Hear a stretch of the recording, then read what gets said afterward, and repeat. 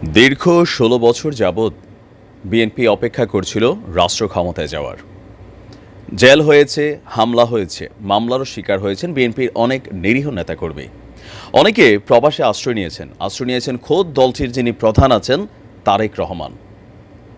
আওয়ামী লীগ সরকার পতনের পর সকলেই ভাবছিল যে এবার নিশ্চয়ই বিএনপির রাষ্ট্র ক্ষমতায় যাওয়ার পথটা সুগম হয়ে গেছে, আর এরপরই ঘটছে একের পর এক বাধা বিপত্তি। আজকে যে ভিডিওটা ভাইরাল হয়েছে, আপনারা স্ক্রিনের এক অংশে যে ভিডিওটি দেখছেন, এই ভিডিওটি ভাইরাল হবার পর গত এক মাসে বিএনপির ইমেজ যতটুকু নষ্ট না হয়েছে, আজকে এই একটা ভিডিও আপনি যদি জাস্ট কমেন্ট সেকশনগুলো দেখেন, দল মত নির্বিশেষে সেখানে মানুষ থুথু মারছে এই নেতার গায়ে। বরগুনায় আপনার একজন মুক্তিযোদ্ধাকে লাঞ্ছিত করেছে জেলা বিএনপির সাবেক সভাপতি ফারুক হোসেন মোল্লার ছেলে শাওন মোল্লা। আর আব্দুর রশিদ, আপনার যেই ব্যক্তি লাঞ্ছিত হয়েছেন, এই মুরব্বী, তিনি আপনার ডিসি অফিসে ঢুকতে চাইলে ভুয়া মুক্তিযোদ্ধা, ডাকাত, দখলবাজের অভিযোগ আনে। তারপর শাওন মোল্লা তাকে প্রকাশ্যে ক্যামেরার সামনে তাকে লাঞ্ছিত করে। এখন এই ভিডিওটা আসলে কি বার্তা দিচ্ছে? এই ভিডিও দেখে অনেকে বলছেন না, এটা তো ঠিকই আছে। তো এটা যদি ঠিক থাকে তাহলে ছাত্রলীগের দোষ করছে কি এতদিন? আপনার যদি মনে হয় যে এটা ঠিক আছে, এত বয়স্ক একজন মুরব্বী মানুষ, তিনি যদি কোনো অন্যায় করে থাকেন তার বিরুদ্ধে আইনি ব্যবস্থা নেন। কিন্তু প্রকাশ্যে এরকম একজন মুরব্বীকে মারার পরে যারা কমেন্ট সেকশনে ঠিক আছে, আপনার আব্বারে কালকে যদি এরকম রাস্তাঘাটে ধইরা কেউ থাপড়াইয়া দেয়, তখন আপনার কি মনে হবে যে ঠিক আছে? বা আওয়ামী লীগের সময় আপনার আব্বা যদি এরকম থাপ্পড় টাপ্পড় খাইয়া থাকে, তা আপনার তখন কেন মনে হয় না যে ঠিকই আছে, এর আগে তো বিএনপি এটাই করে গেছে? এই একটা ভিডিও এনাফ বিএনপিকে ধ্বংস করার জন্য। আমি আমার প্রত্যেকটা ভিডিওতে বলছি যে তারেক রহমান চাচ্ছেন, মির্জা ফখরুল ইসলামরা চাচ্ছেন, রিজভী সাহেব সরাসরি বক্তব্য দিয়েছেন যে কোনো নিরপরাধ মানুষ আওয়ামী লীগ করছে ফ্যাক্ট না, কোনো নিরপরাধ মানুষকে যেন হয়রানি করা না হয়। আবার গতকালকে আরও বেশ কিছু ঘটনা ঘটেছে সারা বাংলাদেশে। তো এগুলোর পর অনেকে বলছেন যে না, এগুলো আসলে ছাত্রলীগের পোলাপাইনি বিএনপির নাম দিয়ে ঘটনা ঘটায়। ঠিক একই সুর কয়েক মাস আগে, 1-1.5 মাস আগে আওয়ামী লীগ বলতো, যখনই যেখানে কোনো ঘটনা হইতো পরে বলতো যে এই ছেলেটা ছাত্রদলের অথবা হালকা দাড়ি থাকলে সে শিবিরের কর্মী, এটা ছাত্রলীগের বা যুবলীগের কোনো কর্মী না, এটা বিএনপি জামাতের কর্মকাণ্ড। ঠিক একই বক্তব্য আজকে ঘুরা ফিরে আমরা যারা বিএনপি দলগুলোর সাথে জড়িত আছি, তারা আমরা ঠিক একই ধরনের চামচামি শুরু করে দিছি। আমাদের নফসের মধ্যে এই কিলাকিলির একটা মেন্টালিটি আছে। এখন আপনার কি মনে হয় যে ভিপিনুর এতদিন খুব ভালোবাসতেন, এখন যখন ভিপিনুর বিএনপির এসব কর্মকাণ্ড নিয়ে সমালোচনা করে ভিপিনুরের দালাল মনে হয়, তাই না? এখন দেখেন, ভিপিনুর এত বছর আওয়ামী লীগের যেই ভাষায় গালাগালি করছে, প্রধানমন্ত্রীর যেই ভাষায় গালাগালি করতো, এরপরও ভিপিনুর কিন্তু এই ধরনের কেলানি খায় নাই বা এতটা রাফলি তার সাথে অ্যাক্টিভিটিস হয় না যতটা হওয়ার সুযোগ ছিল। প্রশাসন এতটা শক্ত হয় নাই।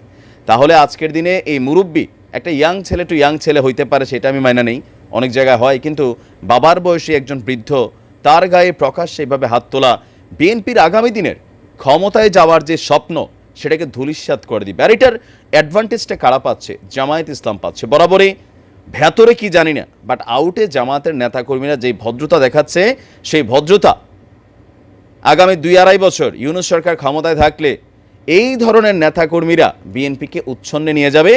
নিশ্চিত থাকেন বিএনপির ক্ষমতায় যাওয়ার পথ বন্ধ হয়ে যাবে। কারণ এখন গণমাধ্যমে প্রতিদিন এগুলাই আসবে যে বিএনপির কোথায় কোন নেতা, যুবদলের, ছাত্রদলের কোথায় কোন নেতা কি করছে না করছে, এগুলোই তো আসবে। এতদিন আসছে আওয়ামী লীগের, আপনার দেখে খারাপ লাগছে, আমরাও প্রতিবাদ করছি। এখন যখন বিএনপিরগুলো নিয়ে আমরা প্রতিবাদ করি, এত বছর কোথায় ছিলেন, আফসোস লীগ, দেখেন এগুলো আসলে পরিবর্তনের কোনো কিছুই না। তো এই কারণে সবাই বলে যেই লাউ সেই কদু। তবে তারেক রহমান সাহেবের উদ্দেশ্যে আমাদের কিছু বক্তব্য, আমি জানি না আমাদের বক্তব্য তিনি শোনেন কিনা। এই ঘটনাগুলোতে তাৎক্ষণিকভাবে আপনার বরগুনার যে বিএনপির সভাপতি আছেন, তার নেতৃত্বে একটা মামলা করা উচিত। তাকে অতি দ্রুত তাকে স্থানীয় বিএনপির নেতাকর্মীরা তাকে খুঁজে বের করে গণধোলাই দিয়া তাকে আইনের হাতে সোপর্দ করতে হবে, যদি আপনারা আপনাদের ইমেজ রক্ষা করতে চান। কারণ আগেও ঠিক একই ঘটনা হইতো, দল সেটাকে সেভ করে দিত, বলতো এরা ছাত্রলীগের না, এরা বিএনপি অথবা জামাতের। আজকে যদি একই ঘটনা বিএনপি থেকে করা হয় তাহলে কিন্তু পার্থক্য থাকবে না। এই মুহূর্তে বিএনপি এই ঘটনাটাকে রিকভার করার জন্য বা পরিষ্কার ইমেজে ফেরার জন্য এই শাওন মোল্লাকে স্থানীয় বরগুনাবাসী গণধোলাই দিয়া তাকে আইনের হাতে সোপর্দ করেন। এই ধরনের দুই একটা ঘটনায় এনাফ যে বিএনপি ক্ষমতায় গেলে কি করবে। মানুষ এমনিই ভাবতেছে প্রত্যেকটা এলাকায় টুকিটাকি এই যে টোকাই টাইপের এই ধরনের কিছু ছেলেপেলে আছে, এরা কিন্তু অলরেডি শুরু করে দিছে। ভাই আমার এলাকা তো শুরু হয়েছে, এগুলা কিন্তু যার যার এলাকার খবরটা শেষে জানতেছেন। আবার এখন কথা বলতে গেলে এই যে কমেন্টে আক্রমণ করেন, অথবা যারা বলে যে আলহামদুলিল্লাহ, আপনি কি উস্কাচ্ছেন, তাহলে তো আওয়ামী লীগ যখন ক্ষমতায় ছিল তাদের বিরুদ্ধে কথাগুলো আপনারা থাপড়াইছে, মারছে, অপরাধটা কি করছে আমি বুঝি না। আজকে যদি এটা সঠিক হয় তাহলে এত বছর আওয়ামী লীগ যুবলীগ যা করছে সব হালাল।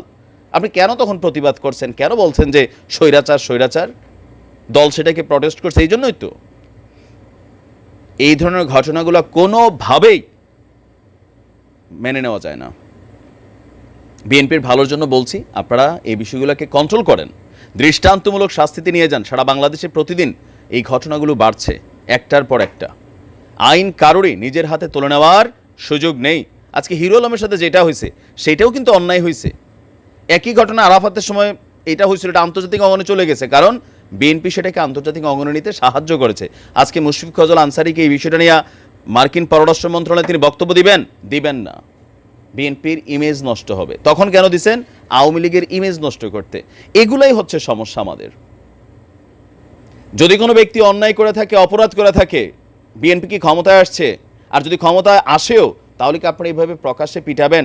তো এরপরে আপনি ক্ষমতার থেকে গেলে আপনার গোষ্ঠী সহ উদ্ধার আওয়ামী লীগ করছে বা অতীতে করছে, তাহলে করবে। এগুলোই তো খেলার ভিতরে পড়ে থাকতে হবে। তাহলে বাংলাদেশে পরিবর্তন হবে কবে? কিসের পরিবর্তন আমরা চাচ্ছি? এই ঘটনাটা কোনোভাবেই আমি বিশ্বাস করি বিএনপির করেন বা জামাত করেন সজ্জন ব্যক্তি এটাকে মেনে নিতে পারে না। তীব্র নিন্দা জানাচ্ছি, অতি অনতিবিলম্বে তাকে গ্রেপ্তারের আহ্বান জানাচ্ছি। এই তিনি মুক্তিযোদ্ধা হন, ভুয়া হন, বাটপার হন, চিটার হন, যাই হন, বাবার বয়সে একজন মানুষের গায়ে এভাবে হাত তোলাটাকে আমরা এনকারেজ করতে পারি না। নিশ্চয়ই তারেক জিয়া এটার ব্যবস্থা নেবেন, নয়তো বিএনপির ক্ষমতায় যাওয়ার চিন্তা বন্ধ হয়ে যাবে। ভালো থাকুন, আসসালামু আলাইকুম।